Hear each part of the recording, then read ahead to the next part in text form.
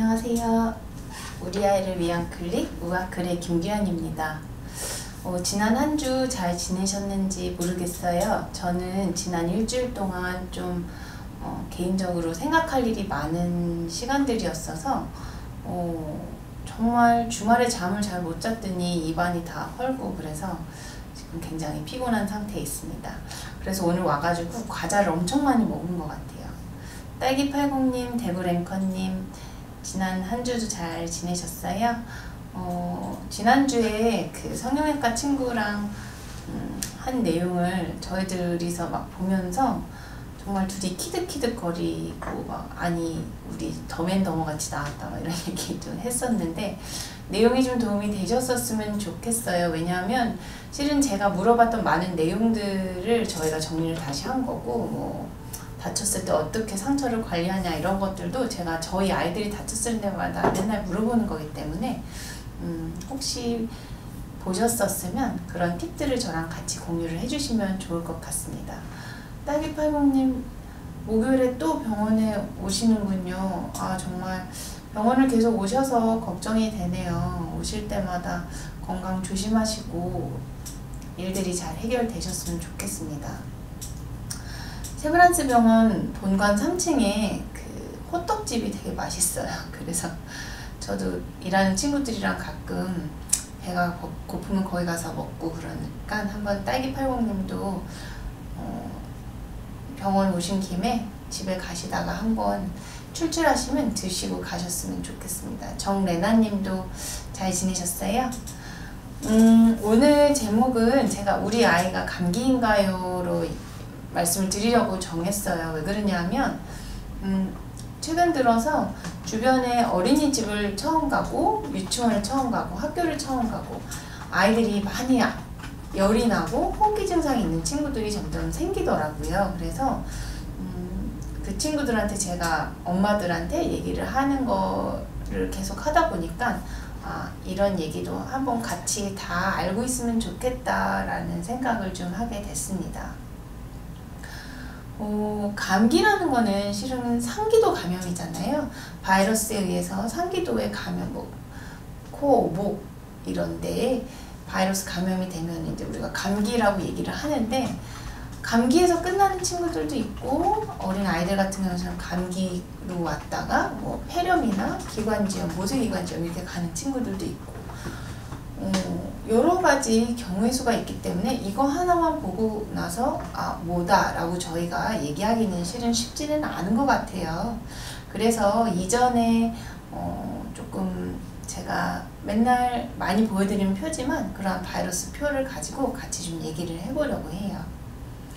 요즘 제가 이전에도 이제 외국 가실 때 세브란스 병원에서 여러 서류들을 도와드린다 이런 얘기를 했었는데 하와이를 가는 비행기가 증가가 되면서 하와이 서류를 하러 오시는 분들이 굉장히 많이 있으시더라고요. 아마 뭐 영주권이나 여러 가지 이제 미국을 갔다가 와야 되는 상황인데 미국을 가기는 너무 멀고 그러니까 아마 하와이를 많이 선택을 하시는 것 같은데 거듭 말씀드리지만 비자 발급받으실 일이 있거나 외국 가실 일, 유학 가실 일 여러 가지 신촌 세브란스 병원 비자 신찰검사실에서 저희가 도와드리고 있으니까 혹시 주변에 그런 얘기 하시면 한 번씩 소개를 해주셨으면 좋겠습니다. 감사합니다. 정리나님 식사량 줄이는 거는 실은 힘들지 않아요. 저는 먹는 거를 막 엄청 좋아해서 막 식탐이 있고 그렇지는 않은데 제가 힘든 거는 이제 밤에 가끔 와인이 마시고 싶거나 아니면 갑자기 이제 막 갑자기 먹고 싶은 게 있잖아요. 그런 거를 안 먹는 게 가끔은 내가 뭘 위해서 그러지라는 생각이 들 때가 있더라고요.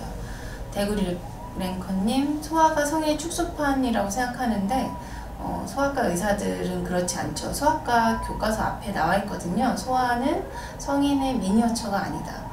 왜냐하면 소아는 점점 성인이 되어가는 과정에 있는 거기 때문에 예를 들면 뭐 아주 간단한 것부터 시작을 하면 치아 개수, 뼈 개수부터가 다르고 호르몬에 나오는 여러 가지 종류가 다르진 않지만 양상이라든지 예를 들면 성인의 여성과 소아의 여성은 그 그 여성 호르몬이 나오는 파동이라든지 이런 게 정말 다르잖아요. 그런 부분들도 다르고, 그 다음에 콩팥 기능 이런 것도 다 기능 자체가 다르다기보다는 여가를 할 수 있는 능력의 차이도 있고, 성인과 소아는 어떠한 피검사에 있어서 정상 범위의 수치도 달라요. 그리고 심한 경우에서는 연령대별로 이게 다른 경우도 있고, 아직은 완성품이 아니기 때문에 완성품을 작게 줄여놓은 거라고 아이들을 생각을 하시면 여러 가지 대사라든지 그러한 내분비 계열에서도 많은 다른 부분들이 있고, 그렇기 때문에 저희가 소아를 성인의 축소판이라고 얘기를 하지 않는 거죠.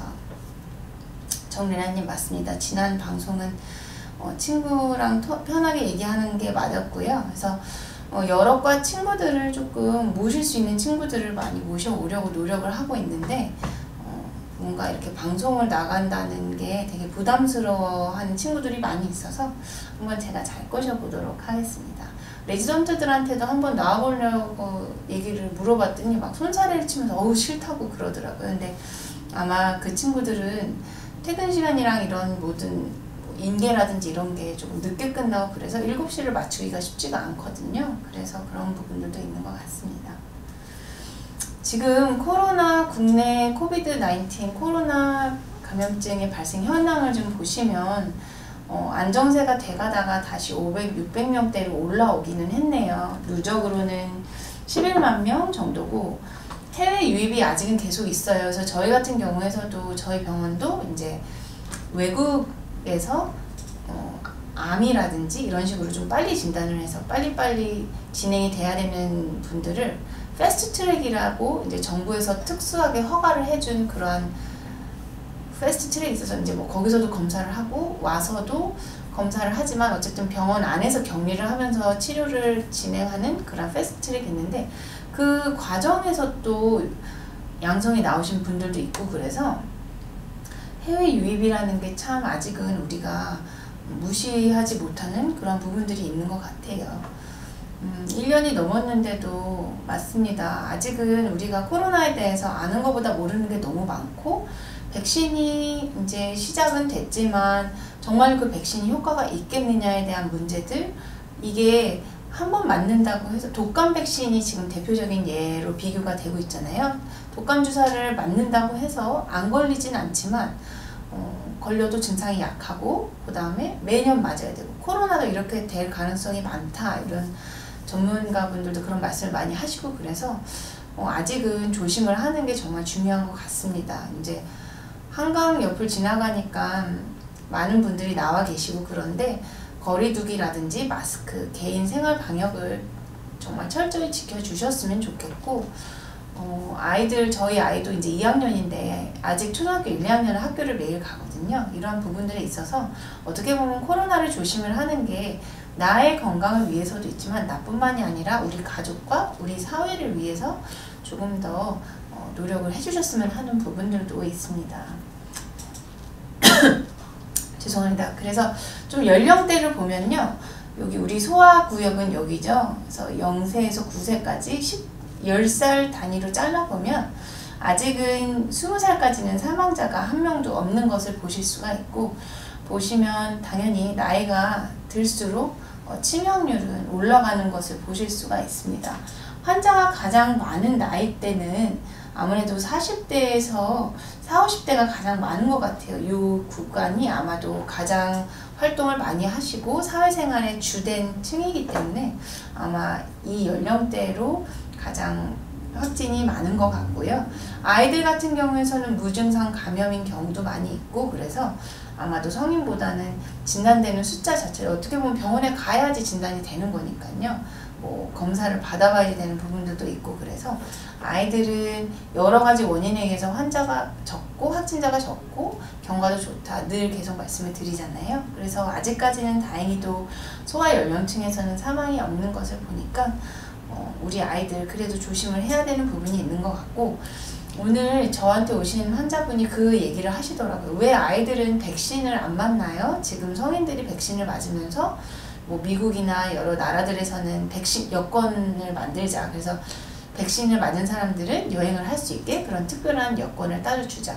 황열 같은 경우가 이제 항열 주사를 맞으면 아프리카에 항열 주사를 맞아야지 입국할 수 있는 나라들에 갈 수 있도록 노란색 종이를 여권에 붙여주거든요. 아마 그런 것들을 하자고 얘기를 하는 것 같은데, 그렇게 되면 지금 얘기가 나온 게 뭐 화이자와 모더나는 맞은 걸로 해주자. 그럼 아스트라제네카는 어떻게 되는 건가? 그리고 아직 지금 상용화되고 있는 백신들은 만 16세 이상인데, 그럼 그거보다 어린 친구들은 백신을 맞을 수 있는 적응증이 되지 않기 때문에 못 맞는데, 그럼 이 친구들은 외국에 나갈 때 엄마들과 다른 차별을 받게 되는지, 이런 얘기를 저한테 물어봐서 저도 아는 한 얘기를 좀 해주기는 했지만, 아직 우리 아이들은 백신이 없는 것은 맞고, 지금 여러 회사들에서 뭐 12세까지, 8세까지 이렇게 낮은 연령대의 아이들을 대상으로 임상시험을 하고 있다고는 하지만, 늘 강조를 드리지만 임상시험을 하려면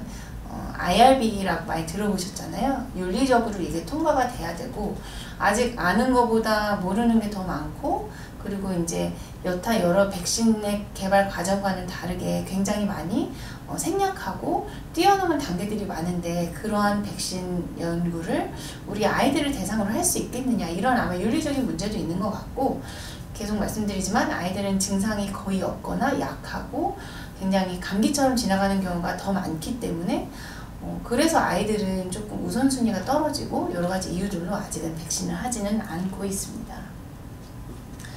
그래서 지금 이 시기에 엄마들이 가장 걱정하는 거는 바로 우리 아이가 열이 나요 인 것 같아요. 제가 정말 일주일에 한두 번 이상씩 꼭 우리 애가 열이 나는데 어떻게 해야 되냐라는 질문을 받습니다. 이거는 이제 소아과 의사들은 다 아시지만 3월에는 아이들이 병원에 많이 오지를 원래도 않아요. 왜냐하면 3월달은 아이들이 굉장히 긴장을 많이 하거든요. 부모님들도 긴장을 많이 하고, 새학기가 시작됐다는 그런 여러 가지 부담감으로 외출도 평소보다 조금 줄이고, 그래서 여러 가지 이유들로 아이들이 감기에 덜 걸리고 아프지가 않아요. 그래서 3월에는 괜찮다가 4월이 되고 날씨가 따뜻해지고 아이들이 긴장도 풀리고 이제 학원도 다니고 친구들과 교류가 시작되면서 입원이 급증하게 되는 게 4월, 5월 이야기입니다. 이건 이제 코로나 이전 얘기인데요. 이런 형식의 패턴이 반복이 되다 보니까 아마 3월 달에도 이제 아이들이 괜찮았다가 3월 한 중순부터 감기 환자가 좀 많이 늘은 것 같아요. 그래서 주변에 소아과 선생님들 말씀을 들어도 감기가 유행인데 환자는 옛날보다 많지는 않다. 그러니까 어쨌든 감기 환자가 계속 늘어나고 있다는 거죠. 그리고 저도 계속 그 선생님 어떻게 해요? 열나요? 기침해요? 이런 얘기를 많이 듣는 거 보니까 어쨌든 바이러스 감염이 계속 늘어나고 있는 거는 맞는 것 같습니다. 맞습니다. 정리나님 말씀대로 꽃가루 알레르기도 이제 심해지는 철이죠. 근데 꽃가루 생각보다 이 꽃가루 알레르기는 봄철에만 있는 게 아니라 봄, 여름, 가을마다 어떠한 꽃, 어떠한 나무의 그러한 분진들이 날아다니느냐에 따라서 사람들마다 알레르기 증상이 나타나는 계절이 조금씩 달라요. 맞습니다. 4월에 가장 많이 생기는 것 같고, 아마도 4월이 많은 이유 중에 또 하나는 미세먼지라든지 또는 황사 때문에도 그러한 영향을 받는 것 같습니다. 이제 저는 아이가 학교를 다니잖아요. 건강상태 자가진단이라는 나라 교육부에서 만든 어플이 있어요. 그래서 3가지 항목을 체크를 하는데 1번 항목이 이렇게 써 있습니다. 학생 본인이 코로나19가 의심되는 아래의 증상이 있나요? 아래의 증상은 체온이 37.5도 이상, 그러니까 미열 이상을 얘기를 하는 거고요. 기침, 호흡곤란, 오한, 그러니까 뭔가 으슬으슬 춥고 근육통, 여기저기 쑤시고 머리가 아픈 두통, 목 아픈 거, 후각, 미각이 없어지는 거, 폐렴, 이러한 증상이 있는지를 체크를 아침마다 해요. 그래서 이런 증상이 있는지 뭐가 그렇게 의미가 있을까를 얘기를 하는데, 아마 이거는 엄마들이 우리 아이에 대해서 늘 얼러트하게 이러한 증상들이 있는지를 계속 체크를 하라는 얘기인 것 같아요. 그래서 저도 아침에 출근길에 맨날 이거를 체크를 하고 있습니다. 근데 여기서 체크를 하면서 보면은 미열은 생각보다 요즘 주변에 왕왕 있거든요. 그리고 기침하는 친구들도 있고, 그 다음에 머리 아프거나 목 아픈 친구들도 있고, 과연 지금 코로나는 아닌데 이런 증상이 있으면 뭐 때문에 이런 증상이 있는지 너무너무 여러분 궁금하시지 않으세요? 그래서 저는 이러한 증상이 있다는 얘기를 들을 때마다 이게 뭔지를 얘기를 해줘야 되기 때문에 질병관리청 홈페이지에 들어갑니다. 제가 늘 말씀을 드리지만 질병관리청은 굉장히 우리 국민들에게 오픈이 돼 있어서 직접 가셔서 이 모든 것들을 다 확인을 하실 수가 있어요.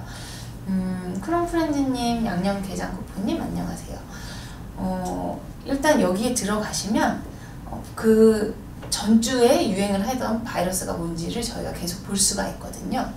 딸기80님 질문이 있는데 봄이 되면 코가 간지럽고 따가우시고 눈도 얼굴도 조금 빨개지시는데 아이들도 이런 증상들이 있지요. 당연히 코가 가렵고 재채기를 하고 이거는 굉장히 전형적인 알레르기 비염 증상 중에 하나고 눈이나 얼굴이 벌게지는 것도 실은 눈이 벌게지는 것도 알레르기 비결막염이라는 아예 증상이 있습니다. 그래서 알레르기 비염이 있는 분들 중에 많게는 60%까지 눈에도 안구 증상이 같이 있으세요. 그 다음에 피부 홍조 같은 경우에서는 뭐 알레르기 피부염일 수도 있는 거지만 또는 이제 뭐 미세먼지나 이러한 황사 때문에 피부가 자극돼서 그런 걸 수도 있고요. 그래서 이러한 부분들도 아이들도 당연히 생기고 특히 부모 중에 그런 증상이 있는 아이들은 아이들도 이런 증상이 생기는 경우가 많이 있습니다. 꼭 유전이 된다는 뜻은 아니지만 조금 그런 경향성이 있는 것은 확실히 맞는 것 같고요. 그래서 요거는 오늘 아침에 제가 다운받은 표인데요. 이제 2017, 18, 19, 20, 21년도 그래서 여기 굵은 선이 이제 1월 1일을 포함하는 첫째 주입니다. 그래서 보시면 전체적인 바이러스 모든 유행을 여기 하늘색 위에 있는 이러한 그래프가 의미를 하는데 작년 2000년도 보시면은 코로나가 유행한 이후부터 어떤 종류의 바이러스든 굉장히 낮은 피크를 계속 보이고 있는 것을 보실 수가 있고 이 앞에 보면 굉장히 화려하잖아요. 색깔들이. 이러한 색깔들이 화려하다는 것은 여기 질병관리청에서 계속 팔로우업을 하고 있는 계속 감시를 하고 있는 표본 바이러스들인데 이 바이러스들이 계속 돌아가면서 유행을 하고 있다는 뜻인데 여기 보시면 별로 색깔이 많지가 않아요. 그래프도 거의 없고 이것은 바이러스들이 이 전년도에 비해서 유행 패턴도 굉장히 다르고 유행하는 종류도 현저히 줄어들었다는 것을 의미를 하는 거죠. 제가 어떤 논문에서 봤는데 바이러스들도 이제 뭐라 그러죠? 이러한 어떠한 알력 관계가 있대요. 그래서 어떠한 굉장히 강한 녀석이 나타나면 나머지 녀석들이 자기 때를 기다리면서 조금 주춤하고 기다리고 있는 거죠. 그래서 옛날에 한동안 겨울철에 원래는 RSV라고 꼬맹이들 특히 심장병에 있는 꼬맹이들한테 쌕쌕거리고 그러한 모세기관지염을 많이 일으키고 또 성인 연세 많으신 분들한테도 굉장히 급격한 호흡곤란을 일으키는 그런 바이러스가 있는데 이 바이러스가 원래는 한 12월 즈음에 유행을 해요. 그래서 한 2년 전에도 뉴스에 나왔었어요. 이 녀석이 굉장히 유행을 하고 있다. 근데 이 RSV라는 바이러스가 이상하게 많이 유행을 했던 철에 원래 12월이 되면은 독감이 자기 철이라고 생각하고 확 유행을 해야 되는데 RSV가 유행을 하고 있었기 때문에 조금 주춤했다가 RSV가 가라앉으면서 그때서야 뒤늦게 독감이 유행을 하기 시작했다라는 논문이 있습니다. 그래서 바이러스들도 지금 코로나19라는 굉장히 특이한 녀석, 원래는 코로나라는 우리가 원래는 알고 있었던 감기 바이러스가 아닌 새로운 신종의 코로나 바이러스가 나오면서 너무 막강한 녀석이 나타나니까 나머지들이 주춤하고 자기 때를 기다리고 있는 것도 같이 있는 것 같습니다. 그래서 보시면 지금 뭔가 여기가 이번 주예요. 지난주에여서 바이러스가 아주 없는 건 아니고 뭔가가 유행을 하고 있습니다. 그렇기 때문에 우리 아이들이 열이 나고 계속 감기 기운이 있는 거죠. 그래서 이게 뭔지를 제가 살펴봤어요. 이게 이제 지난주거든요. 지난주 보시면 여기 주황색이 가장 많은 비율을 차지하고 있는 것을 보실 수가 있습니다. 그래서 이거는 라이노 바이러스라고 아주 유명한 감기 바이러스예요. 그래서 심할 때는 70%까지 분율을 차지할 때도 있는데 지금 가장 많이 유행하고 있는 녀석은 라이노 바이러스고요.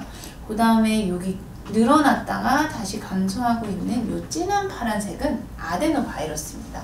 여기 바이러스들 중에서 아데노바이러스가 굉장히 큰 특징을 가지고 있는데, 제가 아데노바이러스 얘기는 굉장히 많이 말씀을 드렸던 것 같아요. 아데노바이러스가 걸린 경우에서는 고열이 나는데 굉장히 고열이에요. 그러니까 타이레놀 계열의 해열제를 아이들한테 줬을 때는 웬만해서는 조절이 되지 않습니다. 그리고 목이 많이 부으는데, 특히 편도선이 통통하게 부어가지고 목을 들여다보면은 거의 막 이 편도 두 개가 뽀뽀를 할 정도로 엄청 막 크고 통통하게 돼 있고 새빨갛고, 이게 더 심한 친구들은 고비 낀다고 그러죠. 목에 하얗게 이게 패이면서 애들이 너무 아파서 밥을 못 먹어요. 그래서 아데노바이러스가 걸린 아이들의 특징은 열이 조절이 안 되고 편도가 너무 많이 붓고 애들이 목이 아파서 밥을 못 먹을 정도고요. 그 다음에 눈곱이 끼는 경우가 많이 있습니다. 그래서 아데노바이러스가 걸렸을 때는 눈곱이 껴가지고 아침에 눈을 못 뜨는 경우도 많이 있어요.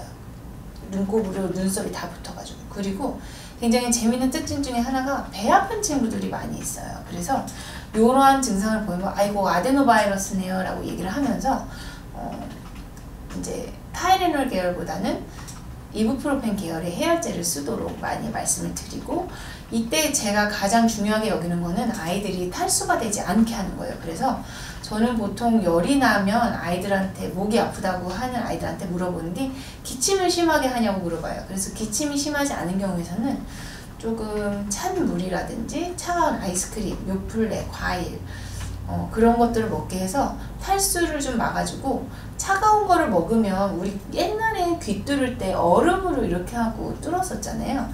차가운 게 들어가면 좀 무뎌지는 그런 감각이 무뎌지잖아요. 그래서 아이들이 확실히 그렇게 먹으면 조금 목이 덜 아파서 그때 뭐 빵이라든지 아니면 죽이나 이런 것들을 먹이시면 아이들이 잘 먹기 때문에 그렇게 차가운 것들을 먹이라고 말씀을 드리는 바이러스가 이 아데노바이러스인데요. 아데노바이러스는 요즘 유행을 하다가 다시 조금 감소하는 경향이고, 여기 하늘색을 보시면 보카바이러스예요. 보카바이러스 역시 열이 많이 나면서 목이 아픈 상기도 감염을 일으키는 바이러스로 굉장히 유명해서 요즘 유행하는 바이러스는 굉장히 간단하게 이 세 가지입니다. 그래서 보카바이러스, 아데노바이러스, 그리고 리노바이러스. 그래서 아이들이 요즘 열이 많이 나면 저는 무조건 코로나를 의심하기보다는 만약에 편도가 너무 많이 붓고 열 조절이 너무 안 되면서 눈곱이 좀 낀다? 그러면 아데노바이러스.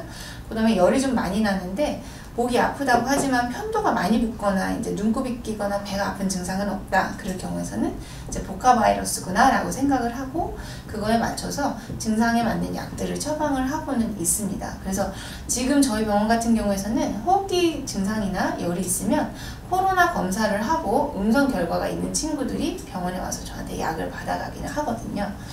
그래서 보시면은 이제 숫자를 보셔도 어쨌든 아데노바이러스가 계속 유행을 하고 있었고, 그 다음에 감소를 하고 있다가 다시 조금 늘었네요. 지난주에. 그리고 보카바이러스는 계속 조금 많은 분율을 차지하고 있고, 여기 파라인플루엔자 바이러스라는 바이러스가 있어요. 이거는 제가 이전에 기침편에서도 말씀을 드렸지만, 요거는 이제 후두염이라고 컹컹거리는 기침을 하고, 후두염의 특징 중에 하나는 아이들이 숨을 쉴 때, 숨을 들이마실 때 이런 소리가 나요. 그래서 숨을 들이마실 때 조금 이상한 소리가 나면서 컹컹거리는 또는 이제 항아리를 두드리는 것과 같은 기침을 하면 이제 후두염이라고 얘기를 하는데, 이러한 친구들은 보통 이상하게 새벽에 기침을 많이 하고 치료 중에 하나가 찬바람이에요. 그래서 집에서 애가 갑자기 숨을 못 쉬는 것 같이 쉬면서 컹컹거리는 기침을 해서 새벽에 엄마 아빠가 막 찬바람을 뚫고 병원에 응급실에 도착을 하시죠. 그러면 증상이 다 없어져요. 그렇기 때문에 옛날에 제가 일산보건공단병원에서 레지던트를 할 때 한동안 이제 교수님께서 어디서 이제 연구 결과를 보시고 후두염이 있는 친구들을 조금 차갑게 하고 가습기만을 가지고 치료를 하는 걸 해보자 이런 경험이 있었거든요. 근데 그때 연구 결과가 어땠는지는 제가 기억은 안 나지만 어쨌든 바이러스마다 조금씩의 특징이 있어요. 그래서 그러한 특징들을 보면 이렇게 유행하는 거랑 연관성을 시키면 아 내가 이것 때문에 아팠구나를 알 수가 있어서 그런 재밌는 좀 특징이 있는 것 같아요. 그리고 여기서 얘기를 하는 코로나 바이러스는 지금 유행하는 코로나 2019 바이러스가 아니라 이전에 전통적으로 유행을 했던 코로나 바이러스를 의미를 합니다. 요거를 다시 연령대별로 봤어요. 그래서 봤더니 요 주황색은 리노바이러스, 그리고 여기 진한 파란색은 아데노바이러스, 그리고 여기 옅은 하늘색은 보카바이러스. 그래서 얘네들이 0에서 6세에서는 유행을 조금 하고 있고, 그 다음에 6에서 12세를 보면은 하늘색이에요. 그래서 보카바이러스 때문에 초등학교 저학년은 조금 아픈 경우가 많이 있고, 그 다음에 초등학교 고학년부터 중고등학생은 보시면 여기 아데노바이러스가 엄청 유행을 했다가 지금은 없고 그냥 단순한 감기 라이노바이러스만 유행을 하고 있네요. 그래서 성인들은 계속 라이노바이러스가 유행을 하고 있기 때문에 혹시 감기 기운이 좀 있으시면 열이 없는 경우에서는 좀 잘 쉬시고 물을 좀 많이 드시면 좋으실 것 같아요. 프롬프렌즈님, 차가운 게 통하는 바이러스가 있다기보다는 차가운 것들을 먹으면서 증상을 조절을 해줄 수 있다라고 조금 생각을 해주시면 더 편하실 것 같아요. 바이러스마다 여름철에 유행하는 바이러스는 여름철 그 계절을 좋아하는 거고요. 겨울철에 유행하는 바이러스들은 차고 건조한 그런 환경을 좋아하는 거고, 바이러스마다도 자기가 좋아하는 계절과 그런 온도, 습도, 상황이 있어요. 참 신기하죠? 사람들이 나는 여름이 좋아 막 이런 것처럼 바이러스들도 그러한 계절이 있습니다. 이거는 입원 환자의 경우를 좀 살펴봤는데 역시 리노바이러스가 가장 많이 나오기는 하고 삐죽삐죽 조금씩 보카바이러스 때문에 입원을 하는 경우는 있는 거는 같지만 확실히 전에 비해서 굉장히 입원하는 환자 수가 적다. 입원해서 검사를 하는 케이스가 적다는 것은 입원 자체도 적다는 뜻이 되겠죠. 그래서 저는 지금 입원실을 제가 관리를 하고 입원 환자를 보고 있지는 않기 때문에 지금 아가들이 어떻게 입원을 하는지는 많이 알지는 못하지만 어쨌든 이전만큼 감염병을 입원하는 친구들은 많이 줄어드는 느낌은 있습니다. 이건 뭘까요? 네, 정말 작년에 여러분들께서 정말로 많은 얘기를 들으면서도 열심히 맞아주신 독감 바이러스입니다. 독감 바이러스가 이제 저희가 독감에 대해서 그 질병관리청에서 주간 보고를 보면은 맨 앞에는 의증 환자들에 대한 보고들이 있어요. 그러니까 고열이 나면서 호흡기 증상이 있고 근육통이 있고 굉장히 전형적인 독감 증상들이 있잖아요. 그래서 이런 환자가 의심되는 환자가 있어요 라고 보고를 하는 것들도 있고, 그 다음에 정말로 검사를 통해서 실험실적으로 독감이 진단되는 케이스를 보고하는 것, 두 가지 종류가 있는데 의심되는 환자가 5.5명 이상인 경우에서는 이제 유행이라고 얘기를 하는데 작년 겨울 내내 2점 몇 명, 계속 2점 몇 명이었지. 의심되는 환자가 유행 수준을 가까이 간 적이 없었어요. 여러분들께서 정말 방역수칙을 잘 지켜주시고 마스크 끼고 손 씻고 단체 생활 많이 안 하고 사람 많은데 안 가시고 외식도 조심하시고 정말 많이 노력해 주신 결과가 아닐까 싶고, 플러스 독감 주사도 열심히 맞았기 때문이 아닌가라고 생각이 드는데, 이거는 이제 검사에서 나온 숫자를 보니까 작년 가을철부터 계속 0이에요. 한 명도 보고된 케이스가 없었다라고 얘기를 하고 있어서 이 많은 독감 바이러스가 어디 갔을까? 진짜로 이전에 RSV에 밀려서 독감이 자기 몸을 숨기고 있었듯이 지금 독감 바이러스들이 코로나에 밀려서, 그리고 나머지 감기 바이러스들에 밀려서 독감이 어딘가에서 숨어 있을까라는 생각이 좀 들더라고요. 저도 주변에서 독감 검사를 나갔다는 얘기를 들은 적이 없었거든요. 정말로 신기한 경우가 아니지 않을까 싶습니다. 그래서 지난주에도 0명이었고요. 원래 이맘때 되면은 B형 독감이 굉장히 유행을 하는 철이었거든요. 근데 지금 A형, B형 아무것도 디텍션이 되고 있지는 않습니다.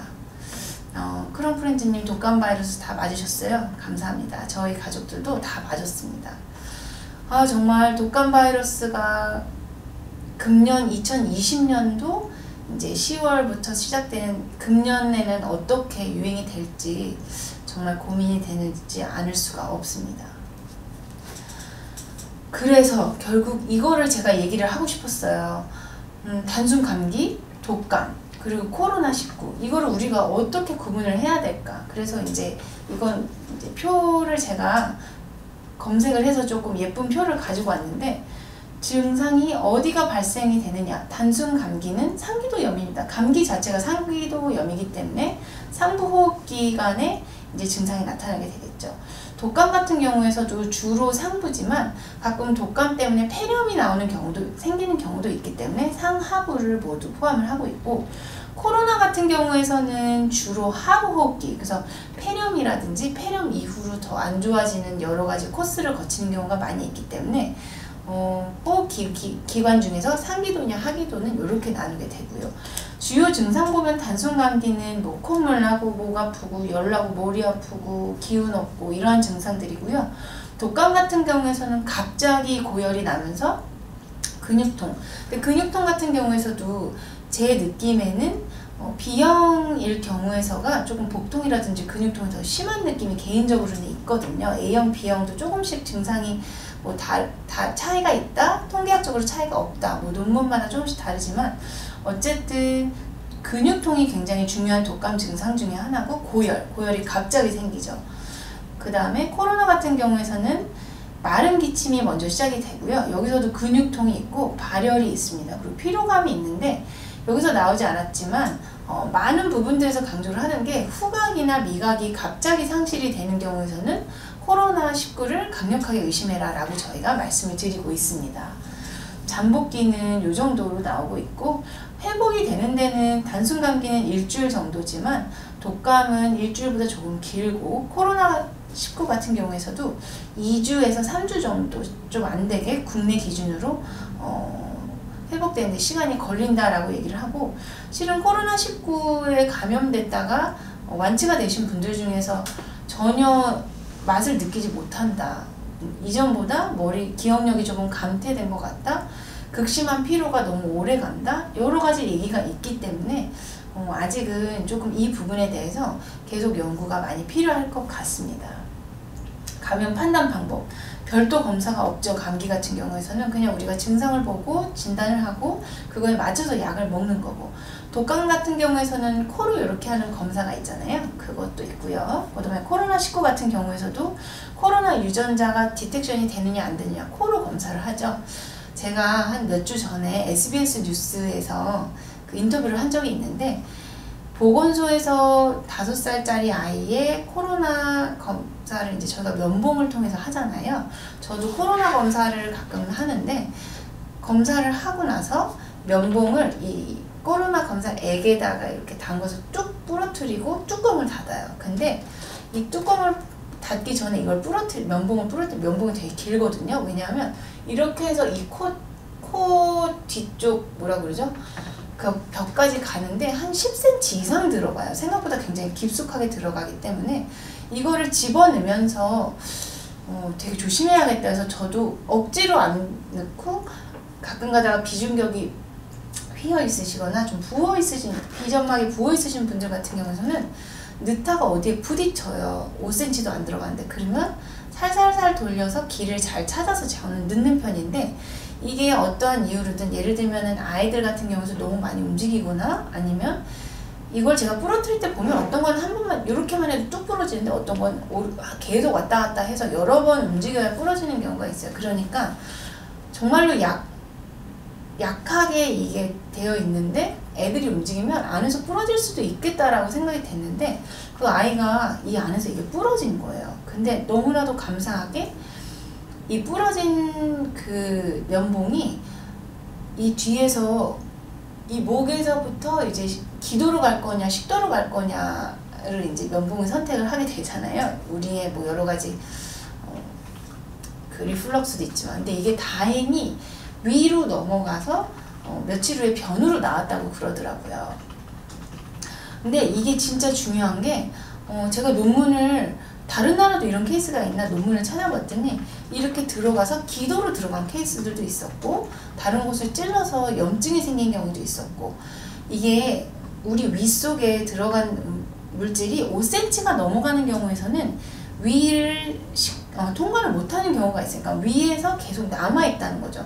다행히 그 면봉이 이 위에서 장으로 넘어가는 그 문을 이렇게 구멍 길을 따라서 예쁘게 들어가서 그렇지, 만약에 이렇게 걸려 있었으면 이거는 정말 내시경을 통해서 저희가 뺄 수밖에 없는 거거든요. 그리고 제가 찾아본 논문들에서는, 외국에서는 실제로 내시경을 통해서 뺀 케이스도 있었고요. 그래서 이 검사가 되게 생각보다 간단한 검사가 아니구나. 그래서 더 안전하고 더 이거 검사를 받는 분들이 힘들지 않는 검사 방법들이 빨리 개발이 돼야 되겠구나 라는 생각을 했습니다. 정말 그 아이는 너무 다행히 감사하게 변으로 나와서 다행이었던 것 같아요. 그래서 혹시 여러분들도 검사를 받으실 일이 있다면 많이 움직이시면 안 됩니다.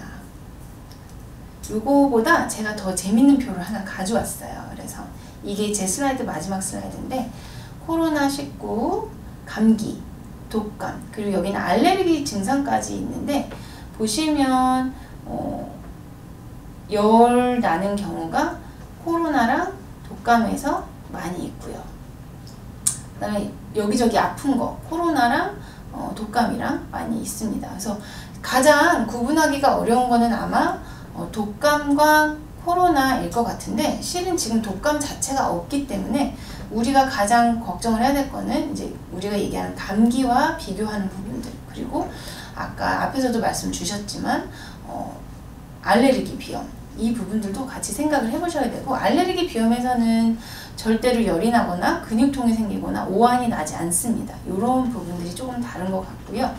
독감에서는 두통이 굉장히 흔하다고 되어 있으니까 이 부분들 보시면 되고, 코로나19 같은 경우에서는 호흡곤란이 가장 흔합니다. 나머지 것들에 비해서. 그래서 좀 숨쉬는 게 너무 힘들고 불편하고 답답하다 한 경우에서는 열이 있는데 그렇다? 그러면 코로나19 검사를 해보시는 게 좋고요.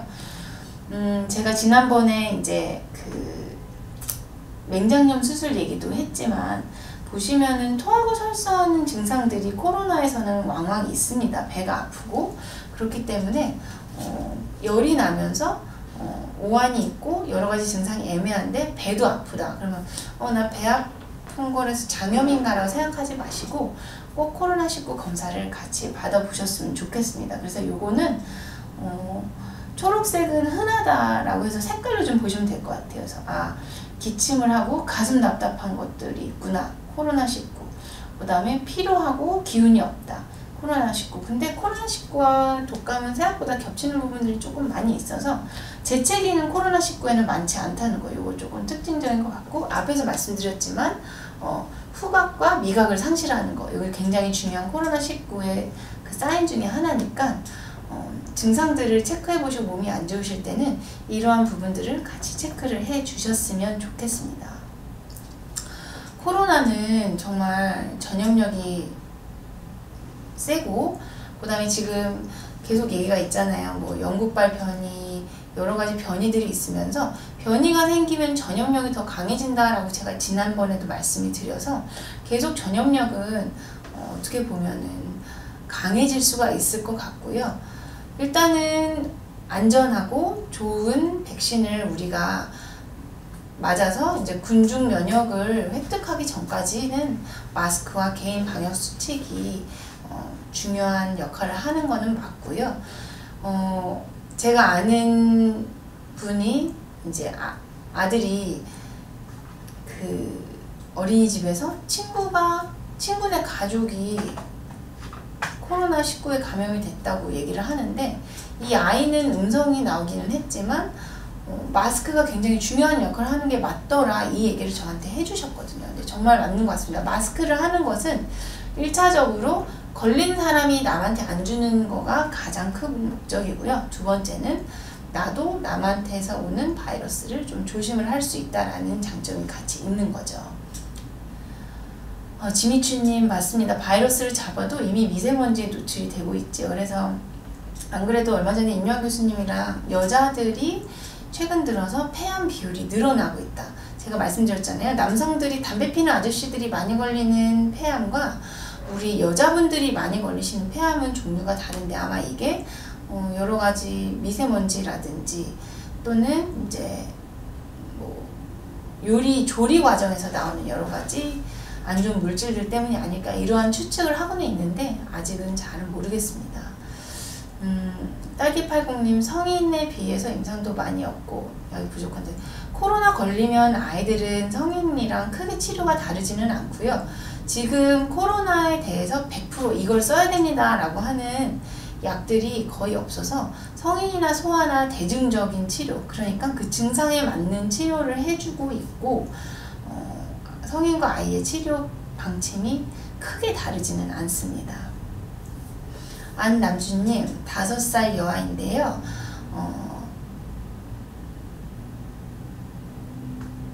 마음에 안 들면 소리 지르고 주먹으로 자기 가슴도 쳐요. 밥은 먹지 않고 군것질에 집착을 해요.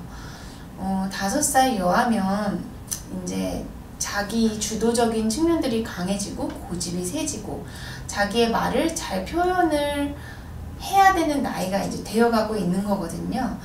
소리 지르고 자기 마음대로 안 되고 자기 의사를 제대로 표현하지 못해서 그런 부분들도 있는 것 같은데, 일단은 아이에게 자기의 의사 표현을 잘 할 수 있는 방법들을 조금 가르쳐 주세요. 제가 얼마 전에 같이 일하는 선생님한테 선물 받은 게 감정카드라는 거를 선물을 받았거든요.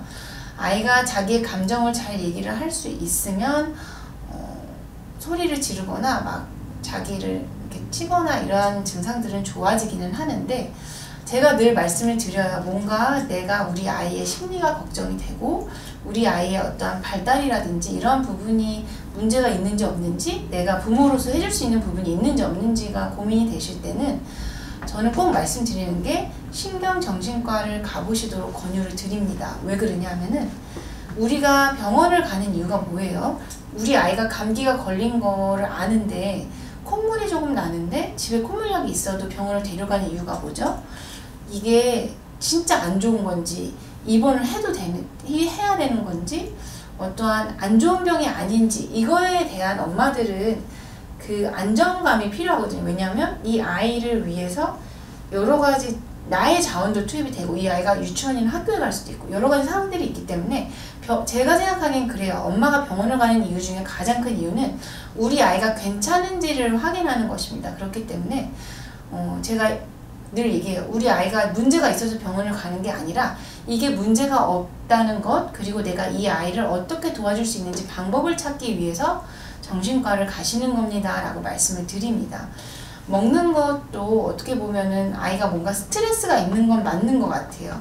우리 안남주님의 아이가 말씀하시는 그 아이가 병이나 치료를 받아야 된다기보다는 아이의 스트레스가 있는 거기 때문에 이게 뭔지를 우리가 접근을 할 수 있도록 전문가를 한번 만나보시는 것을 권유를 드립니다. 이 아이가 병인지 아닌지는 저도 속단을 할 수는 없지만 아이 마음에 스트레스가 있고 이것을 해결해 줘야 되는 거는 맞는 것 같기 때문에 꼭 병원을 가주셨으면 좋겠습니다.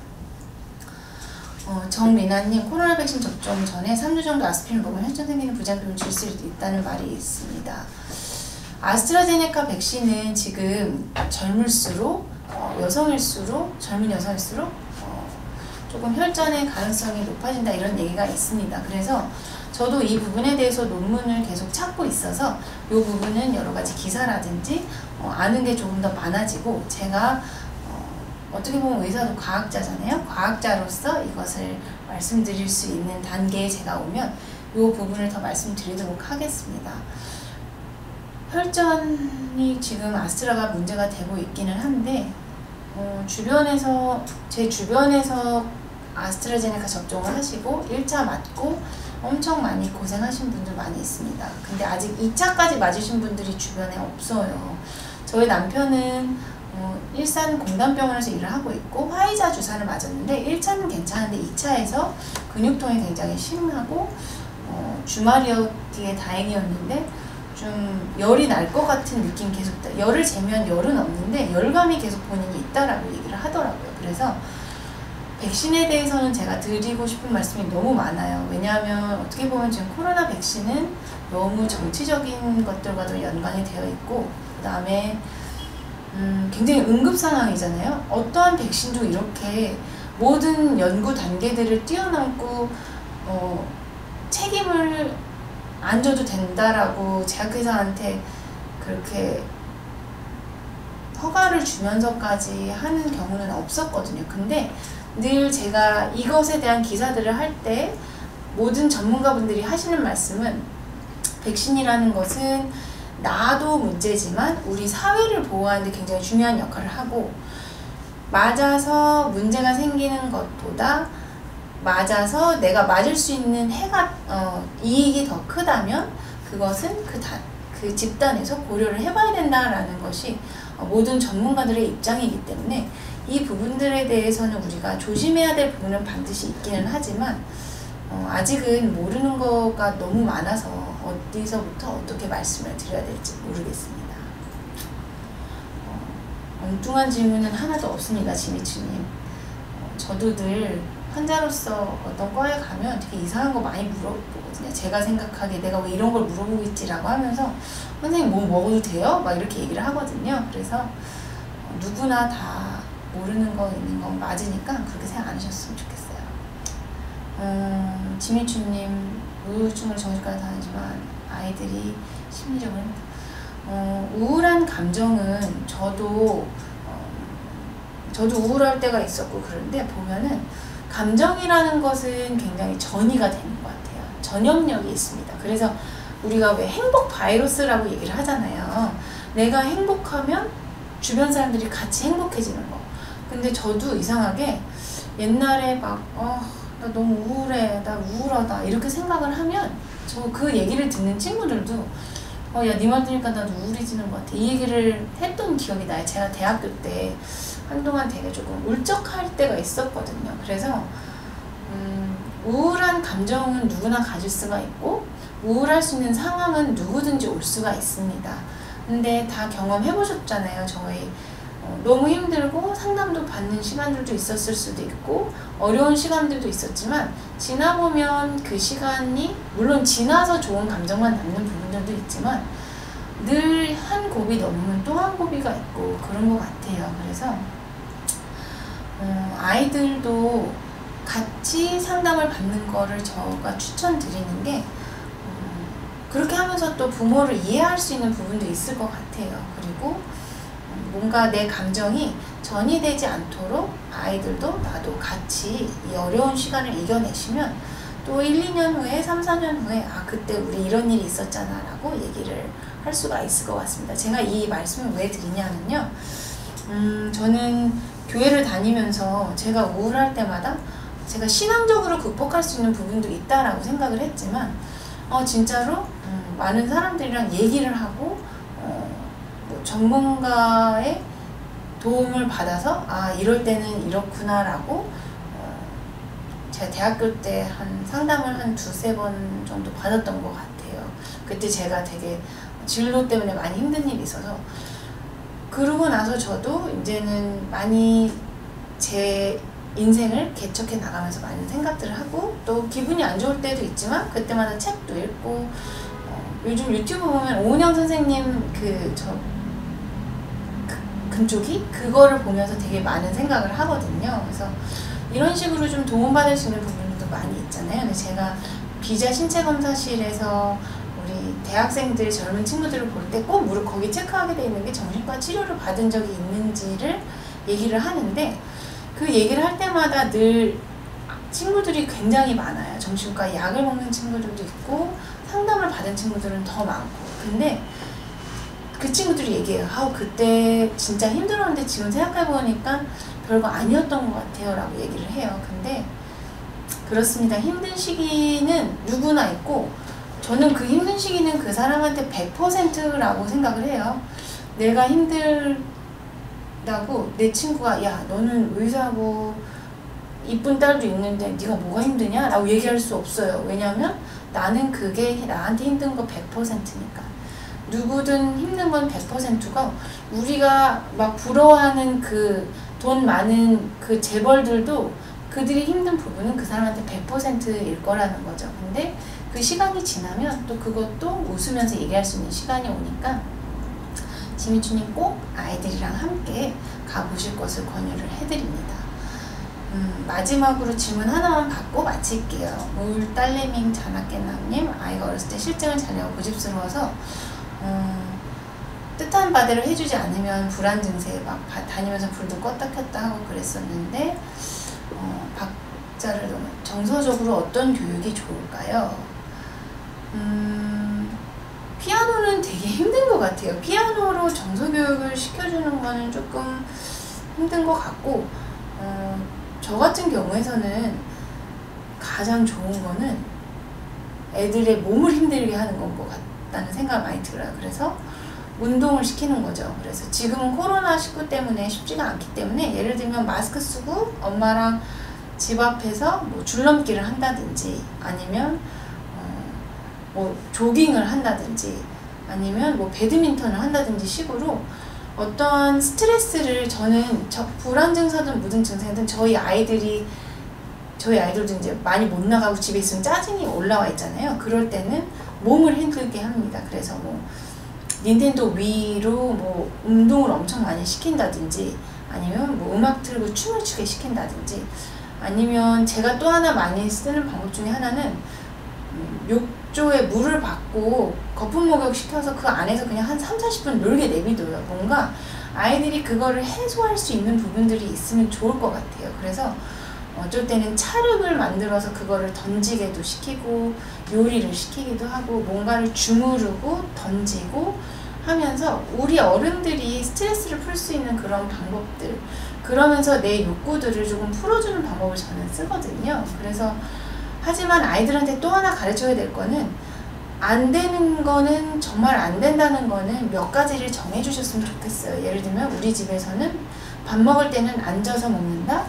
자기 전에는 이를 닦고 잔다. 이런 식으로 한 3개에서 5개 정도 규칙을 지켜서 그거는 꼭 해주고 그 나머지는 조금 유도리 있게 해주시면 좀 아이의 스트레스 레벨도 감소할 것 같습니다. 네, 오늘 조금 너무 길었죠?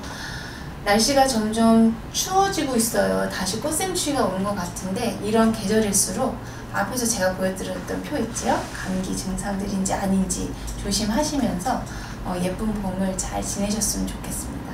저는 다음 주에 또 재미있는 주제로 찾아뵙도록 하겠습니다. 경청해 주셔서 감사합니다.